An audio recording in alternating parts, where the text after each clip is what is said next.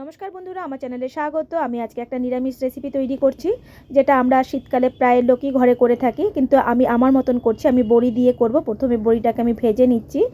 এটা আমি নিয়েছি মুসুরির ডালের বড়ি, সেটা ভেজে তুলে রেখে নিলাম। আর তেল দিয়ে কালো জিরে, কাঁচা লঙ্কা ফোড়ন দিয়ে শিম, বেগুন, আলু, মূলো, কুমড়ো দিয়ে আর সামান্য নুন আর হলুদ দিয়ে আর পুঁই মিচড়ি যেগুলো থাকে, যেগুলো আমরা পুঁই শেষ হয়ে গেলে পরে পুঁই শাকের যে দানাগুলো থাকে সেইগুলো দিয়ে করব। আর সঙ্গে কিছুটা পালং শাকও দেব। এইভাবে একবার করে দেখবেন, দুর্দান্ত হয় খেতে। এটাকে প্রথমে আমি তেলেতে খানিকক্ষণ ভেজে নেব। ভাজা হয়ে গেলে, কেননা যদি আমি এখনই আঁচটা কমিয়ে দিই, কিছু টিপস আমি বলে দিচ্ছি, তাহলে কিন্তু বেগুনগুলো শক্ত হয়ে যাবে। সেই জন্য খুব জোর আঁচেতে করে করতে হবে এবং ঢাকনা দিয়ে ভালো করে ভেজে নিলে পরে বেগুনগুলো নরম হয়ে যাবে এবং খেতেও ভালো হবে। তারপরে পুঁই শাকগুলো হয়ে যাওয়ার পরে আমি দিয়ে দেব পালং শাক। পালং শাক এক আটির মতন দিয়েছি। দিয়ে ভালো করে নেড়ে চেড়ে আমি এর মধ্যে আবার খানিকক্ষণ ঢাকা দিয়ে দেব এবং কাঁচা লঙ্কা দিয়ে সম্পূর্ণ আমি রান্নাটা করব। কাঁচা লঙ্কা দিয়ে করলেই কিন্তু এই যে পালং শাক বা যাই করি না কেন, এর কিন্তু টেস্টই অন্যরকম হয়ে যায় এবং খেতেও দুর্দান্ত হয়। ভালোভাবে নেড়ে চেড়ে এইভাবে আমি একদম মিশিয়ে নেব পালং শাকটাকে। মেশানো হয়ে গেলে পরে আমি আবার ঢাকা দিয়ে দেব, যাতে সব সবজিগুলো একদম মিশে যায়। এবং তারপরে হয়ে আসলে আমি দিয়ে দেব ডালের বড়িগুলো।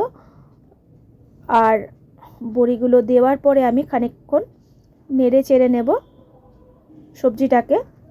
নাড়া হয়ে গেলে পরে আমি এর মধ্যে দিয়ে দেব খানিকটা